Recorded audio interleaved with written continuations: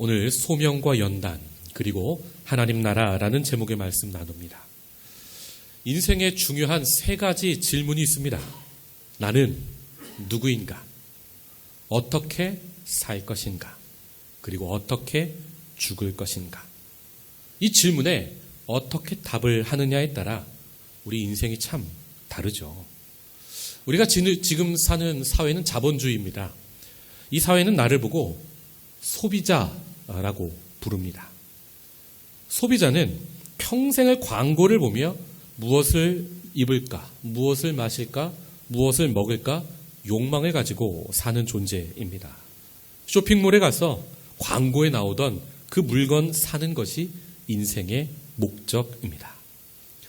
그런가 하면 최근에는 무신론 운동으로 유명한 리차드 돈킨스는 우리 사람도 동물과 같고 동물처럼 우리는 그저 이기적 유전자를 다음 세대에 전달하는 존재라고 말합니다. 제가 이 말을 보고 참 기분이 나빴습니다. 그래서 호기심에 AI는 뭐라고 할까 싶어서 구글의 대화형 AI 바드에게 나는 누구인가 라고 질문을 했더니 AI가 이렇게 답을 해주었습니다. 당신은 인간입니다. 당신은 생각하고 느끼고 경험할 수 있는 지적 존재입니다. 당신은 사랑하고 배울 수 있는 창의적 존재입니다. 당신은 다른 사람과 연결되고 세상을 변화시킬 수 있는 사회적 존재입니다. 당신은 사랑받고 소중히 여겨지는 독특하고 소중한 존재입니다. 여러분, 제가 답을 읽다가 은혜를 받았습니다. 웬만한 목사보다 낫구나 싶었어요. 여러분, 나는 도대체 누구입니까? 자본주의는 날 보고 소비자라고 하고 도킨스는 나보고 그냥 유전자를 옮기는 존재야 라고 말을 하고 AI는 나보고 이렇다 저렇다 하는데 도대체 나는 누구입니까? 성경은 나를 보고 너는 하나님의 형상이다 말씀하고 계십니다. 그럼 하나님의 형상이란 도대체 무슨 뜻일까요? 처음 책 창세기 1장과 2장을 보면 우리가 누군지에 대해 하나님의 형상이 뭔지에 대해 자세히 설명이 나와요. 첫째로 하나님의 형상이란 내가 왕처럼 다스리는 존재라는 의미입니다. 창세기 1장 26절 하나님이 이르시되 우리의 형상을 따라 우리의 모양대로 우리가 사람을 만들고 그들로 모든 것을 다스리게 하자 하시고 아멘. 고대 근동에서 왕이 전쟁에 나가 이기면 거기에 자기 형상을 만들어서 두고 그 땅을 다스려요. 이 나라는 앞으로 내 나라야 선포하는 거죠. 창세기 1장에 뭘 선포하는 책입니까? 온 우주가 하나님의 나라라고 선포하는 책이에요. 똑같습니다. 태초에 하나님이 원시 혼돈의 카오스 세력을 이기시고 우주의 질서를 창조하세요. 그리고 하나님이 이 우주의 질서 정연한 땅에 자기의 형상인 사람을 딱 두시고 모든 것을 다스리게 하십니다. 여러분, 우리 사람은요 그냥 창조되지 않았어요. 하나님의 창조의 파트너로 창조된 겁니다. 우리 사람으로 하여금 하나님은 공의와 정의로 이 세상을 질서정연하게 다스리게 하셨어요. 사람이 하나님의 형상이란 말은 우리가 세상의 카오스, 혼돈을 제압하고 하나님처럼 세상을 질서로 다스리는 왕 같은 통치자라는 뜻이에요. 둘째로 하나님의 형상이란 나는 제사장이라는 의미입니다. 창세기 2장 7절입니다. 여호와 하나님이 땅의 흙으로 사람을 지으시고 생기를 그 코에 불어넣으시니 사람이 생명이 되니라.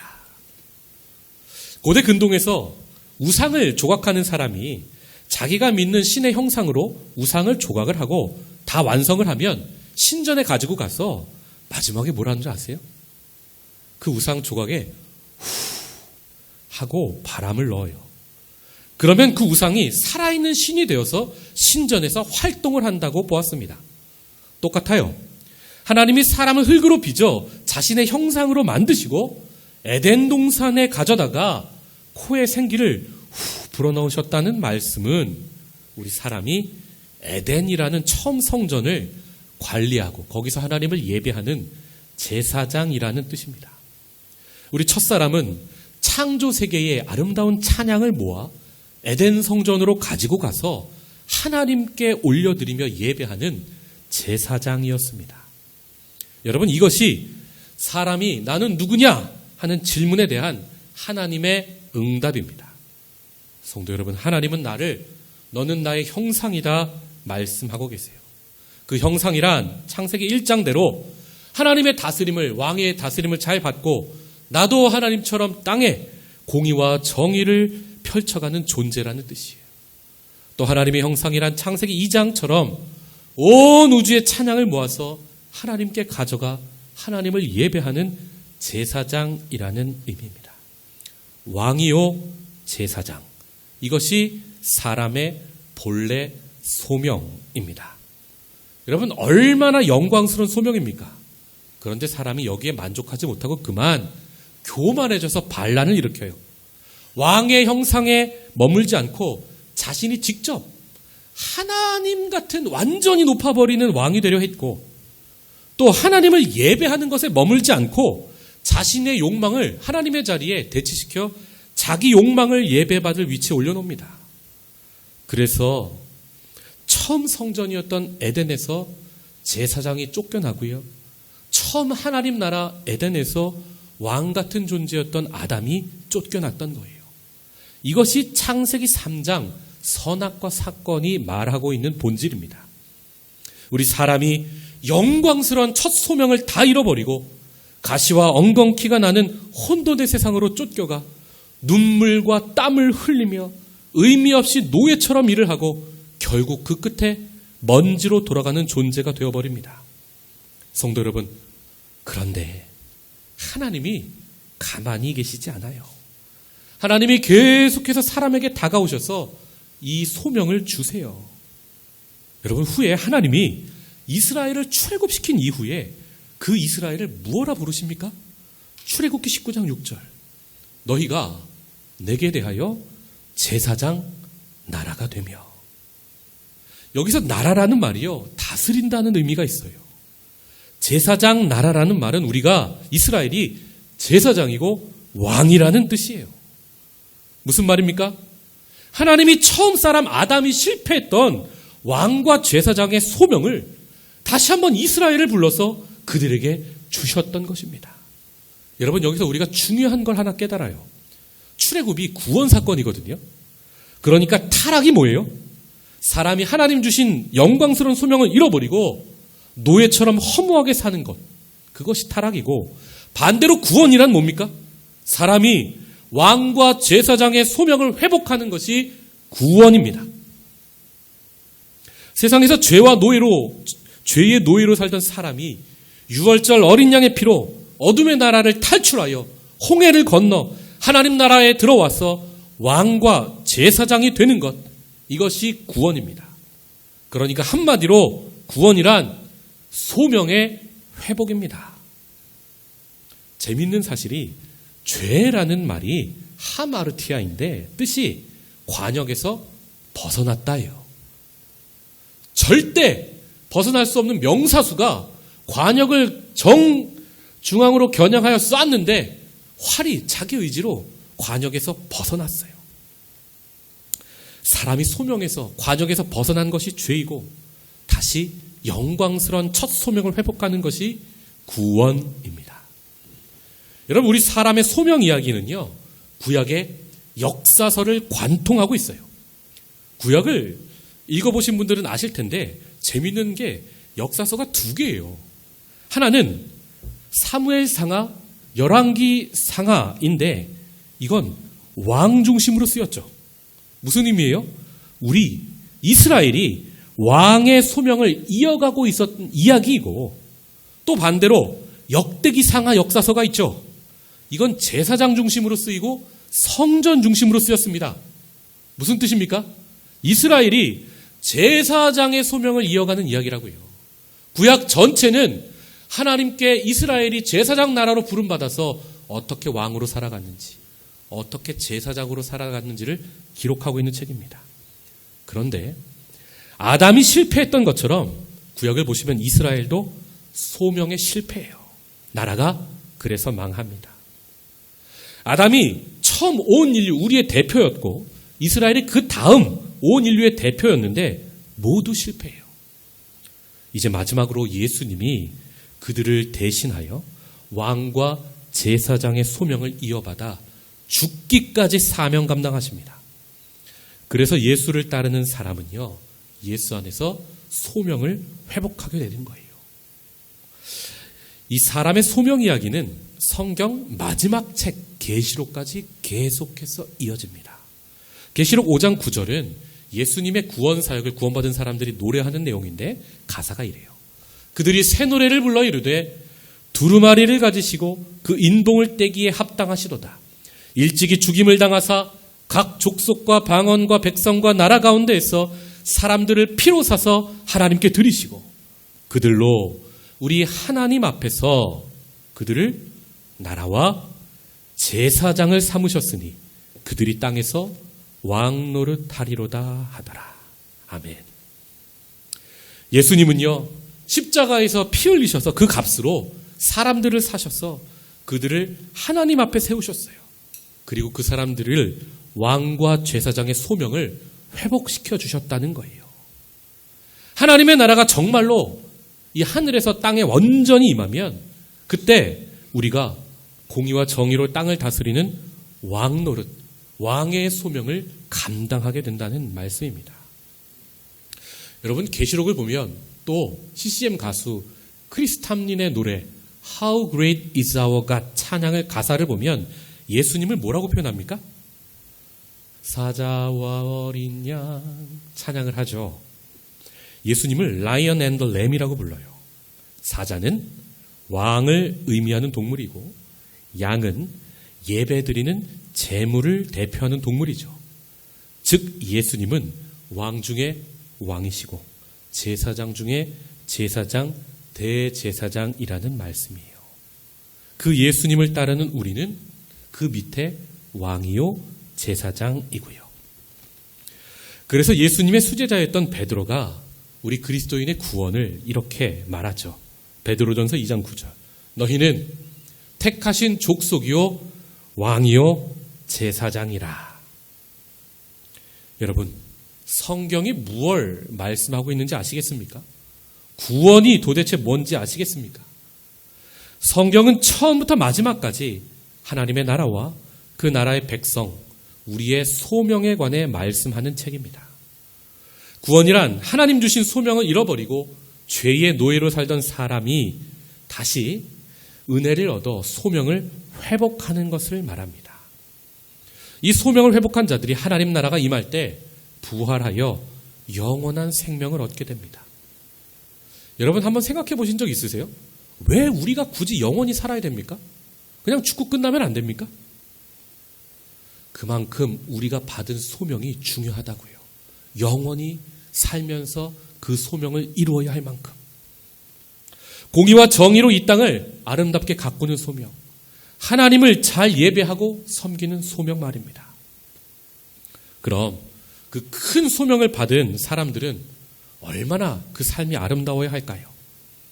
그런데 2000년 전 고린도 교회는 그러하지 못했습니다. 교회 안에서 싸움이 났는데 그걸 세상 법정에 고소 고발하고 싸워요. 바울이 안타까워 이렇게 말하죠. 고린도전서 6장 1절.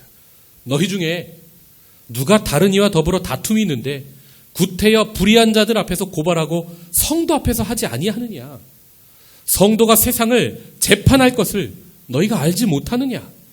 세상도 너희에게 재판을 받겠거든 지극히 작은 일 판단하기를 재판하기를 감당하지 못하겠느냐. 성도는 앞으로 세상을 재판하는 소명이 왕의 소명이 있는 사람인데 서로 안에서 싸운 것도 모자라서 그걸 세상 법정에서 너희가 재판해야 될 세상 사람들의 재판을 받고 있느냐. 바울이 안타까워 말하고 있는 거예요. 소명 이야기를 하고 있다고요. 그리고 오늘 로마서 본문에서도 바울은 우리 성도의 소명을 말하고 있어요. 우리가 이 땅에서 예수를 믿으면 소명이 회복되는 것이 끝이 아니고요. 그 소명을 감당하기 위해서 연단이 있어요. 오늘 본문에서 바울이 그것을 이렇게 말합니다. 로마서 5장 2절의 말씀을 같이 한번 읽어보겠습니다. 시작. 그로 말미암아 우리가 믿음으로 서 있는 이 은혜에 들어감을 얻었으며 하나님의 영광을 바라고 즐거워하느니라. 우리가 믿음을 통하여 하나님의 은혜 안에 서 있습니다. 죄의 노예를 다시 왕이요 제사장 삼아주셨으니 정말로 큰 은혜 안에 우리가 서 있는 거예요. 그 은혜 안에서 우리가 장차 다가올 하나님의 영광, 즉 부활과 하나님의 나라를 바라고 즐거워합니다. 그런데 여러분, 신앙생활이 즐겁기만 합니까? 아니잖아요. 바울이 그래서 계속해서 말하는 거예요. 3절과 4절을 현대인의 성경으로 제가 읽겠습니다. 이것뿐만 아니라 우리가 고난 중에서도 기뻐하는 것은 고난은 인내를, 인내는 연단된 인격을, 연단된 인격은 희망을 갖게 한다는 것을 알기 때문입니다. 왜 우리가 환난도 즐거워합니까? 환난을 통해 우리의 성품이 단련이 되어 마지막에 우리 소망이 현실이 되어 우리가 온전한 왕과 제사장으로 서게 되기 때문입니다. 생각해 보세요. 노예가, 죄의 노예가 하루아침에 영광스러운 왕이 될 수 있습니까? 평생 습관, 평생 노예 근성이 하루아침에 없어집니까? 아닙니다. 출애굽한 이스라엘 백성을 보십시오. 그들 몸은 애굽을 빠져나왔지만 그들 마음은 애굽을 탈출하지 못했어요. 하나님이 제사장 나라로 세워주셨지만 그들은 영광스러운 소명인으로 살기보다 그냥 안전한 노예로 살기를 더 원했습니다. 그래서 하나님이 광야에서 백성들을 만나로 먹이시면서 무려 40년 동안 단련하셨던 거예요. 가나안 땅에 들어가면 그들이 제사장 나라의 소명을 감당해야 하니까요. 그러니까 우리는 예수 믿고 끝이 아니라 그 뒤부터 매일매일 왕으로서 제사장으로서 우리의 성품이 단련을 받게 되는 거예요. 한 번에 얻는 구원이 있지만 우리가 평생 두렵고 떨림으로 이루어가야 할 구원도 있는 겁니다. 그게 바로 우리의 성품의 연단입니다. 잘 단련된 성품이란 이런 겁니다.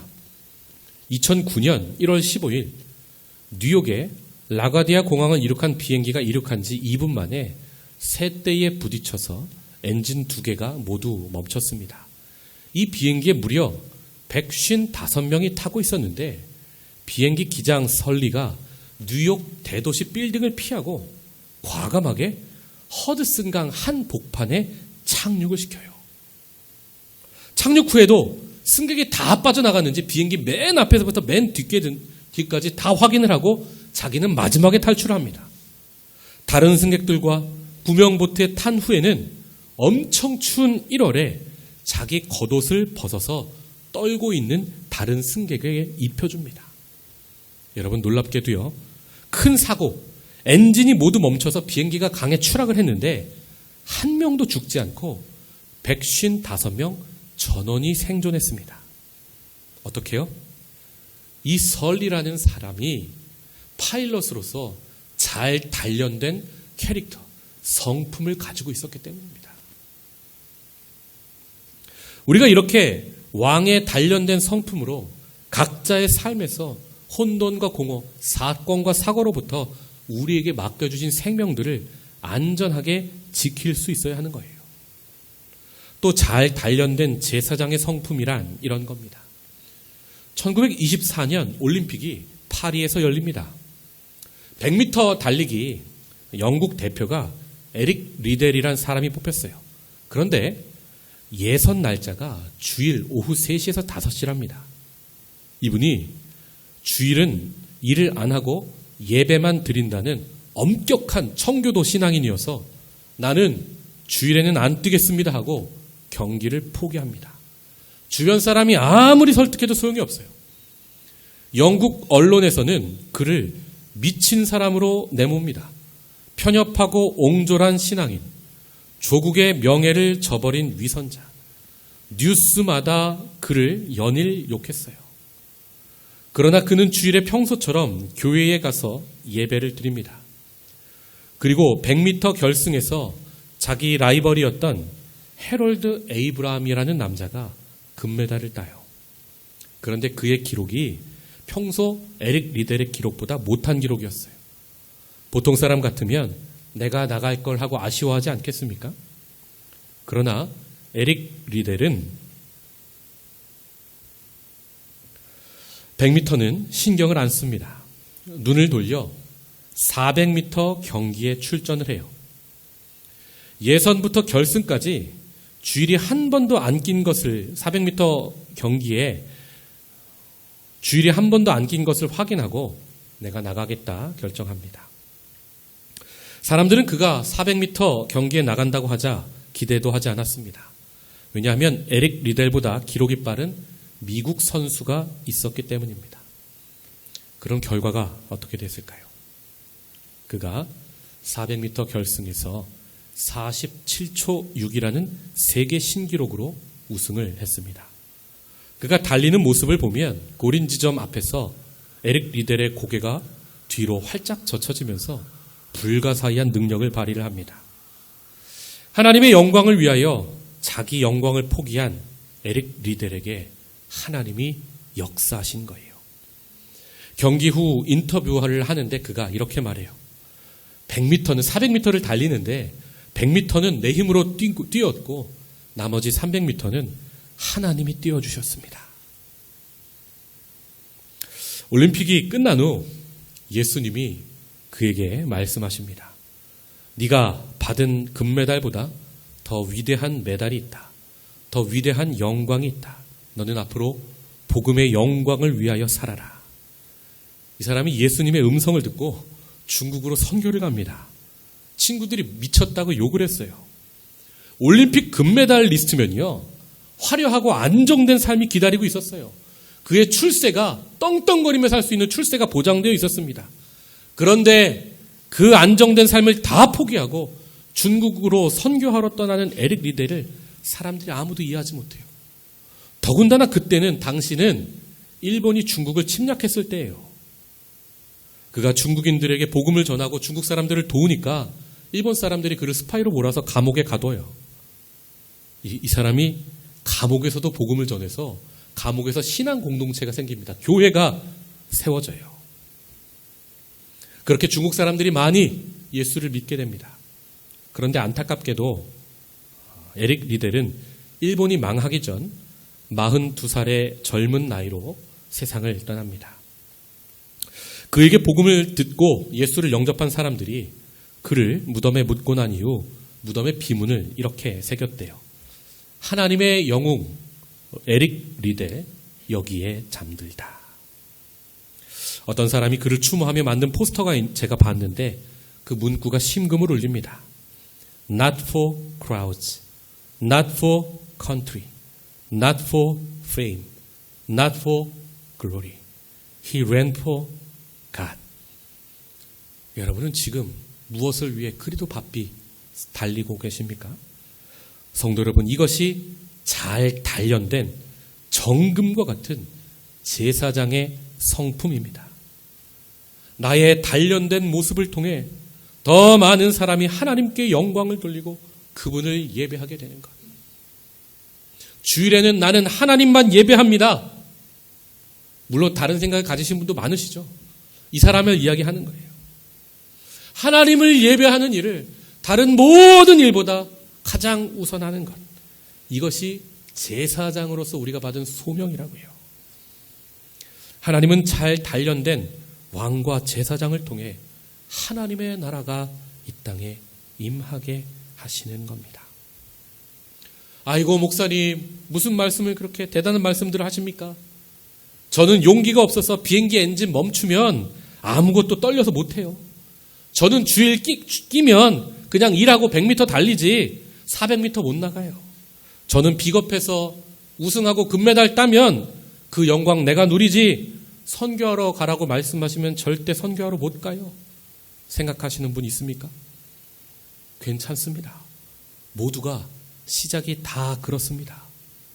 12 제자도 순교하기 전에 다 배신자였습니다. 저와 여러분도 그렇게 연약한 사람입니다. 그래서 우리가 너무 연약하다 보니까 완벽한 왕이요 제사장이 된다는 소망이 우리를 부끄럽게 할 때가 분명히 있어요. 그런데 부끄러워하는 우리에게 하나님이 이런 말씀을 계속해서 주십니다. 오늘 5절. 소망이. 완벽한 왕과 제사장이 된다는 그 소망이 우리를 부끄럽게 하지 아니함은 우리에게 주신 성령으로 말미암아 하나님의 사랑이 우리 마음에 부은 바 됨이니. 여러분, 왜 우리가 왕이요 제사장이 된다는 그 소망 앞에서 부끄럽지 않을 수 있습니까? 진짜는 부끄러운데 성령이 우리에게 오셨기 때문이라는 거예요. 그 성령을 통해 하나님의 사랑이 물 붓듯이 우리에게 부어지고 있기 때문이라 말씀하고 계세요. 우리가 하나님과 원수였을 때도 우리를 향한 사랑을 아끼지 않으셨는데 지금 부족해도 연약해도 모자라도 못났어도 하나님의 자녀로 살아가고 있는 우리를 어찌 하나님이 사랑하지 않을 수 있겠냐는 말씀입니다. 더욱 우리를 성령으로 붙드셔서 이 모든 것들을 감당할 수 있는 왕이요 제사장이 되게 하시는 분이 하나님이십니다. 사람으로서는 나는 할 수 없으나 하나님은 진실로 모든 것을 가능하게 하시는 분이십니다. 사랑하는 성도 여러분, 그러니 우리 이 땅에서 연단이 가혹하여 우리가 부끄러워지고 우리 소명이 흔들릴 때 흔들리지 마시고 연단 가운데에도 더욱 소망이 커져가는 저와 여러분이 되시기를 주님의 이름으로 축복합니다. 기억하십시오. 나는 누구냐? 여러분은 하나님의 형상입니다. 나는 어떻게 살아야 하냐? 당신은 왕처럼 다스리고 제사장처럼 온 피조세계의 찬양을 하나님께 가져와 예배하는 사람입니다. 기도하겠습니다. 하나님 감사합니다.